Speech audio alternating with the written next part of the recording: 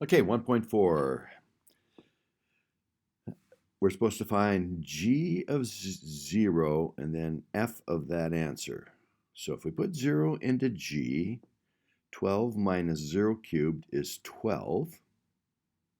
So that's g of 0, and then that has to go into f. So 12 plus 4 is 16. Square root of 16 is 4. So this answer is 4.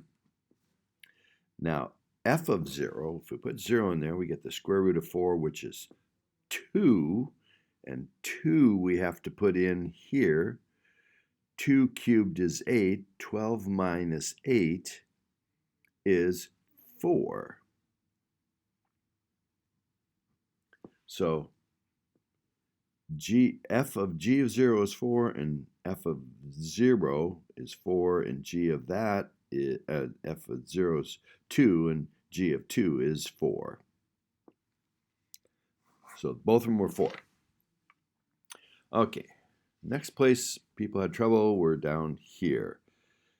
We're supposed to put g of x in for the x's of f. So we got to put this in place of the x's here. So that would be f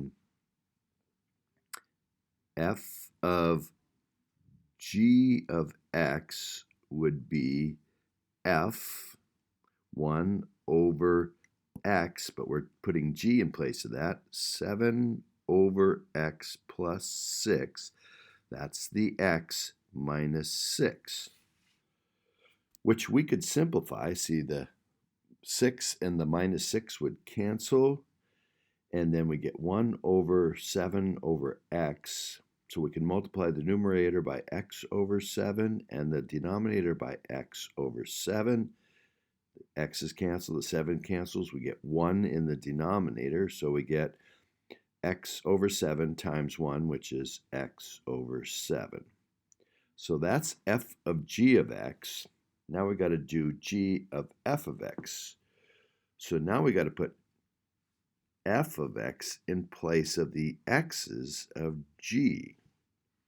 So now we're going to get 7 over this, 1 minus x minus 6, plus 6. That's putting f in place of the x's of g. So to do this, I would multiply numerator by x minus 6 and the denominator by x minus 6, both over 1. And this cancels, and that leaves 1. And this would give me 7x minus 42 plus 6. So I get 7x minus 36. So that's the answer for this in 21. 21 the first one, 21 the second one. All right, 23. Doing the same process here. So now I'll do 23. I'll do 23 over here. So f of g of x. So I got to put this in for the x's of f. So it's going to be x, which is going to be the square root of x plus 2 squared plus 1. Well, the square root squared gets rid of it, so I just got x plus 2 plus 1, which is x plus 3. Now we got to do g of f of x. So we got to put f of x in for the x's here. So we get the square root of x, which we're putting x squared plus 1 in, plus 2. So we get the square root of x squared plus 3. And that doesn't simplify. 25. So we got to do f of g of x. So we're putting g of x in place of the x's, so we get absolute value of 5x plus 1, and that's it. And g of f of x, so we got to put f of x in place of the x, so we get 5 times the absolute value of x, replacing x with absolute value of x, plus 1. 27. This says put h in h of x in for the x's of g, so that g of h of x would look like square root of x minus 6, and then we got to use that for the x's of f.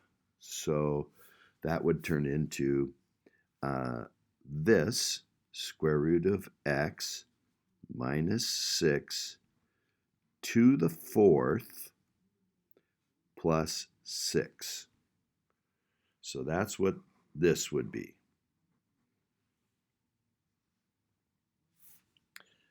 Okay, next one, 31. Now, I went through and talked about this in class, where this came from. And so I'm going to do that quickly here. If I talk about a sphere, it has a volume. And if I look at the cylinder that would hold the top half of this sphere, the hemisphere, its volume is area of the base, and area of a circle is radius times radius, making a radius squared. And it takes 1, 2, 3 of those, and there's some extra here that'll fill that, some extra there, fill this, some extra there, fill that. It takes 3.14. It takes roughly 3 radius squares. It takes pi radius squares to cover the circle. The volume of a cylinder is area of the base times the height. Well, the height here is also the radius of the sphere. So times r. So the volume of this can is pi r cubed. For the volume for the can that holds the top half of the sphere is pi r cubed. If you make a cone in here, a cone is 1/3 of that. So the volume of the cone is 1/3 pi r cubed. So the hemisphere, half of the sphere, is somewhere between the volume of the pyramid, the cone, and the can. And it happens to be exactly halfway between. Not 1/3 of it, not all of it, 3/3. It's 2/3 pi r cubed. That's the volume of a hemisphere. So the volume of a full sphere, the volume of a sphere is 4, not 2/3, but 4/3 pi r cubed. If you solve for r in this, you'd multiply both sides by 3/4. You would divide by pi, and then you'd take the cube root. And that's what r would equal. And that's what they've done here. So they've taken the volume formula and solved for r. So they basically found the inverse. Instead of using the radius to find the volume, you're now going to use the volume to find the radius. And if the volume of air in the balloon is changing by this formula, we can replace the volume in this with that. And so the radius as a function of the volume as a function of time turns out to be the radius as a function of time. this composite function, and it becomes the cube root of 3 times the volume, which is 10 plus 20t over 4 pi. So now we have the radius as a function of time. Radius as a function of the volume, as a function of time. Time gives you the volume gives the radius. Time gives you the volume, and the volume times 3 divided by 4 pi cube root is the radius. And then it says find the radius after 20 seconds. So you got to put 20 in here. So 20 times 20 is 410 times 3 divided by 4 pi, and then cube root.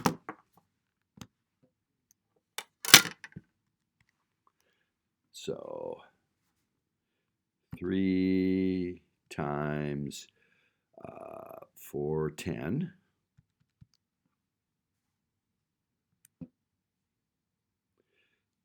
divided by parenthesis 4 pi, close parenthesis, and cube root is the 1/3 power, so I'm going to go to the 1 divided by 3 power, and it gives me the radius of 4.6085, blah, blah, blah, blah, blah. And that's the radius in inches at 20 seconds. 33. Find the domain of this. So it has to go into P. Well, we can't use division by 0, and a square root has to be of a positive number. So to go into P, x would have to be not 0, but bigger than 0. Of those, then it has to go into M.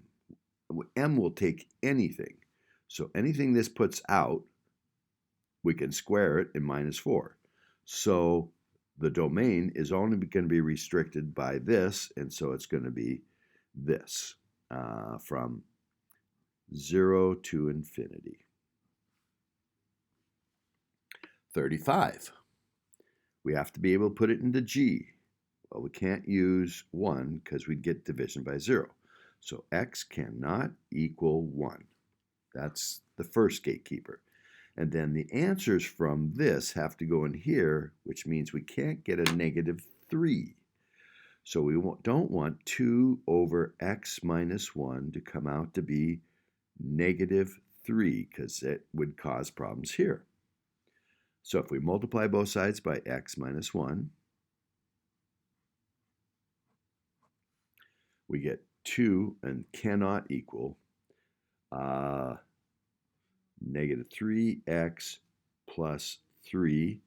Subtract 3, we get -1 cannot equal -3x divided by -3.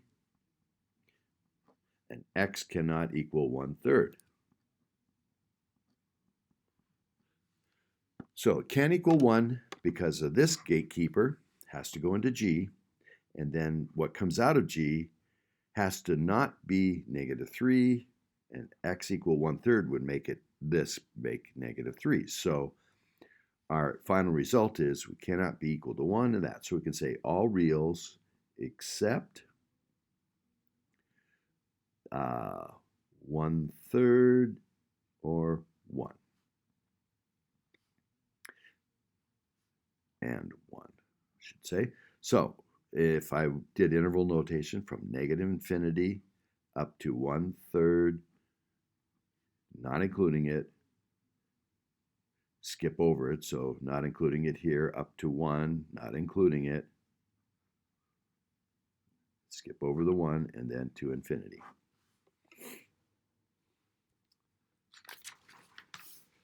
$37. A domain again. We've got to be able to put it into F. So x minus 2 square root has to be 0 or more. Subtract 2, so x has to be greater than or equal to 2. So that's a requirement. And then we have to be able to put it into here. Well, if this was 3, we'd have a problem. So x squared cannot equal 3, so x cannot equal plus or minus the square root of 3 if taking the square root of both sides. Well, this says x is greater than or equal to 2. Well, if it's got to be greater than or equal to 2, it's greater than negative square root of 3, so that's not a problem. And if it has to be greater than 2, the positive square root of 3 is less than 2. So this is the only restriction. So the domain has got to be 2 to infinity.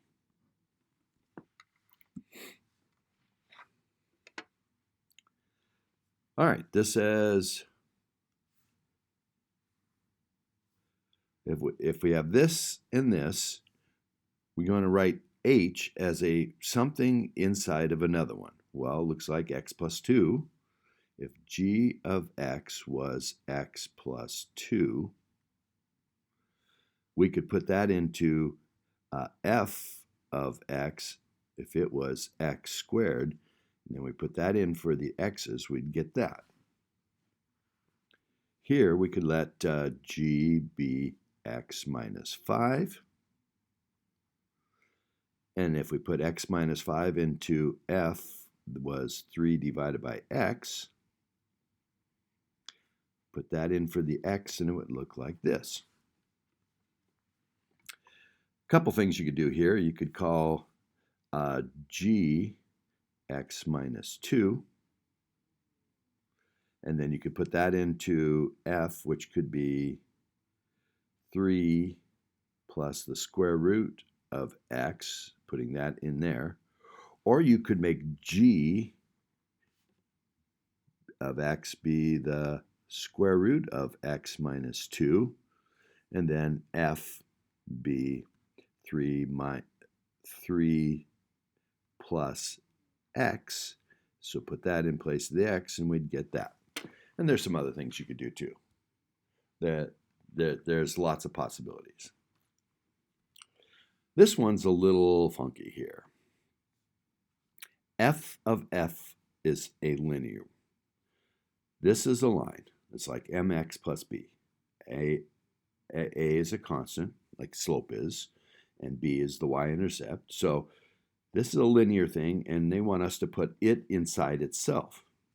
So f of x would look like a times x, but we're going to put f of x in there, which is ax plus b. So we're replacing the x with this whole thing and plus b. Now if we simplify this, we get a squared x, and then we get plus ab plus b. Now if I don't know if that's simplified or not, but it looks like it's a number times x, and plus you combine these are all just constants, so they make a number. So this would be the new slope, and this the new y-intercept, and this is a line because it's just a number times x plus a number. So that's how we show that it's a linear function. Now, since f of f, a line of a line creates a line, and this is a line, and it's supposed to be a function of a function, well, g must or could be a line, just like here. So the 6 could be the a squared. So if 6 is a squared, then a could be plus or minus the square root of 6. And it says just find a function. So let's just use the plus square root of 6 for a. And if we do that, so g could be the square root of 6 times x plus what? Well, the a b plus b would have to be the negative 8. And if a is the square root of 6, we can factor out the b, and b would become square root of 6 plus 1, because b times the square root of 6 makes square root of 6b, or ab, and b times 1 makes b. And if we divide by square root of 6 plus 1, square root of 6 plus 1, we find this is what the b has to be.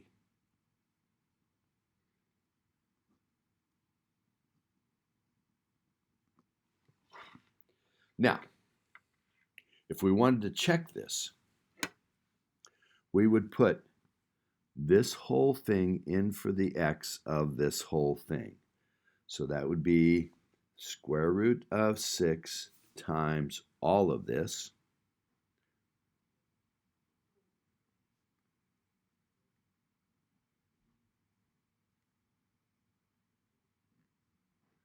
That's the whole thing, in for the x, plus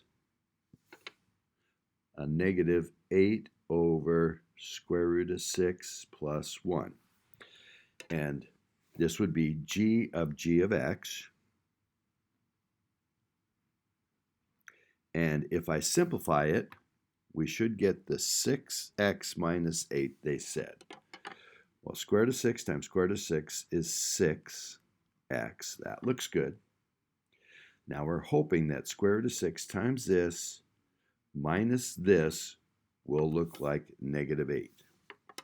So this times this would be minus 8 square root of 6 over square root of 6 plus 1 minus 8 over square root of 6 plus 1.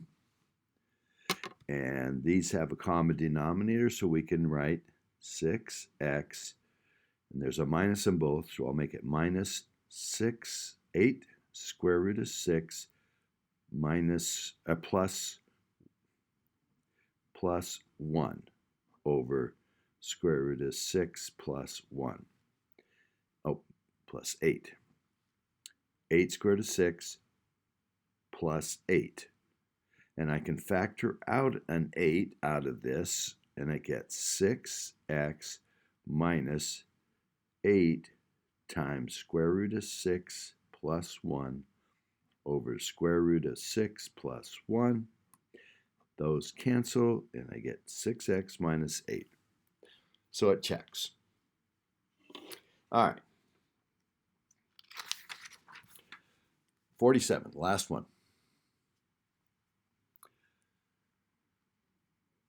So m is minutes, and this is the speed the car is going.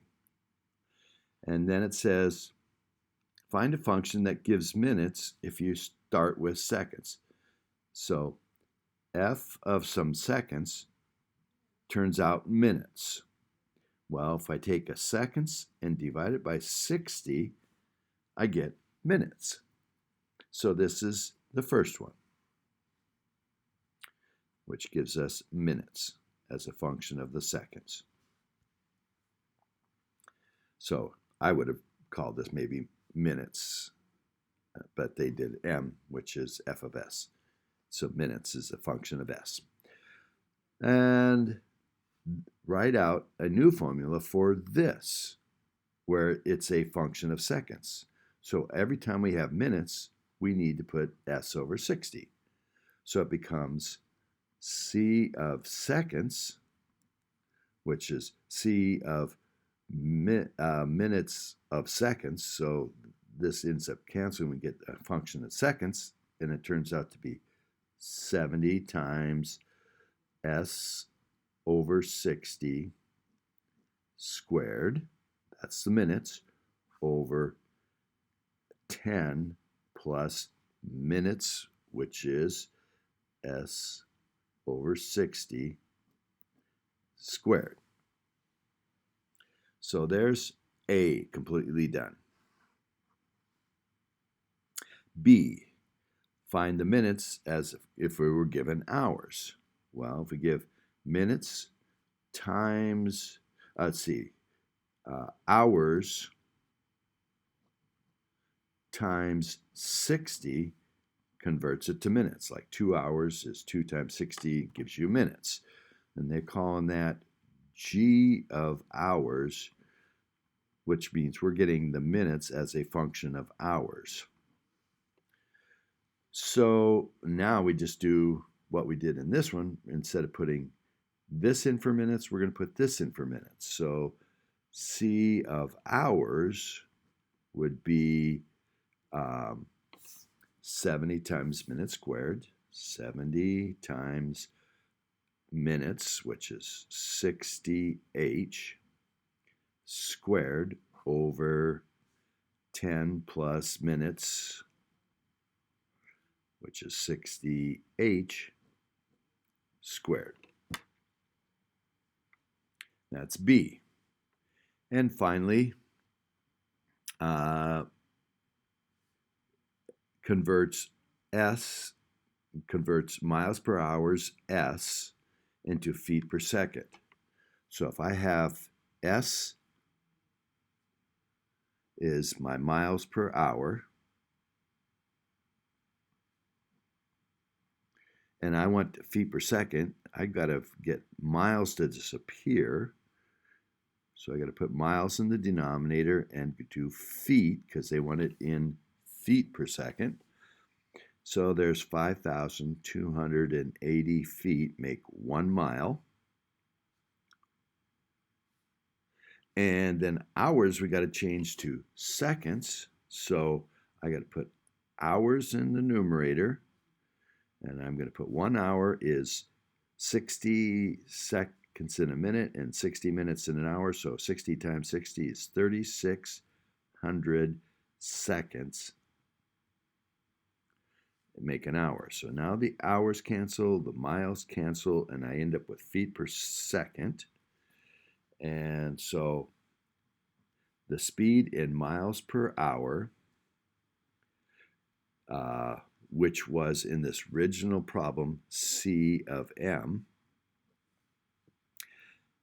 And if I take it times 5,280 over 3,600, this turns it into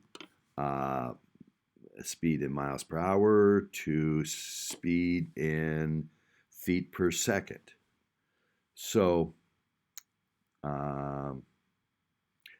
this was the S. So I would take 70 times the speed in the time in minutes squared over 10 plus minutes squared. That's the speed in miles per hour times 5,280 over 3,600, or its reduced form, and that will give me the speed in feet per second. So the velocity based on the minutes, which was the velocity of the speed in based on minutes to get the speed in miles per hour, then using V to get it to this new conversion factor to get it in feet per second.